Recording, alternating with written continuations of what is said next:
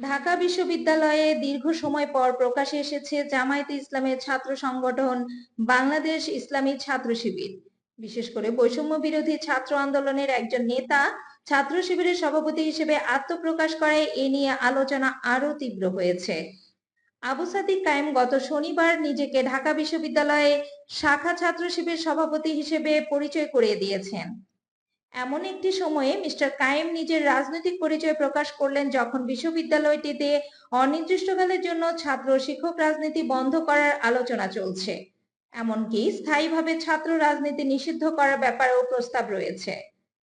এর মধ্যেই ছাত্র শিবির নেতার পরিচয় সামনে এলেন মিস্টার কায়েম। ঢাকা বিশ্ববিদ্যালয় কর্তৃপক্ষের সঙ্গে মত বিনিময় করেছেন তিনি, জানিয়ে সামাজিক যোগাযোগ মাধ্যম ফেসবুক সহ বিভিন্ন মহলে নানান আলোচনা সমালোচনা হতে দেখা যাচ্ছে। ছাত্র শিবিরের প্রকাশ্যে আসা ও বিশ্ববিদ্যালয় প্রশাসনের সঙ্গে বৈঠকে অংশ নেওয়ার ঘটনায় ইতিমধ্যে নিন্দা ও প্রতিবাদ জানিয়েছেন বিএনপির ছাত্র সংগঠন জাতীয়তাবাদী ছাত্রদল সহ ঢাকা বিশ্ববিদ্যালয়ে সক্রিয় অন্য রাজনৈতিক দলের ছাত্র সংগঠনগুলো।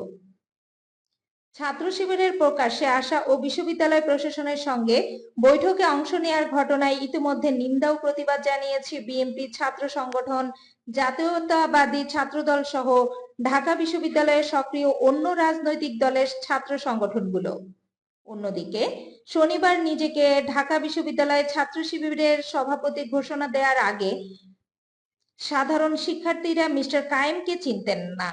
অন্যদিকে শনিবার নিজেকে ঢাকা বিশ্ববিদ্যালয় ছাত্র শিবিরের সভাপতি ঘোষণা দেওয়ার আগ পর্যন্ত সাধারণ শিক্ষার্থী অন্যদিকে শনিবার নিজেকে ঢাকা বিশ্ববিদ্যালয় ছাত্র শিবিরের সভাপতি ঘোষণা দেওয়ার আগ পর্যন্ত সাধারণ শিক্ষার্থীরা মিস্টার কায়েমকে চিনতেন বৈষম্য বিরোধী ছাত্র আন্দোলনের একজন সক্রিয় নেতা হিসেবে। ফলে তার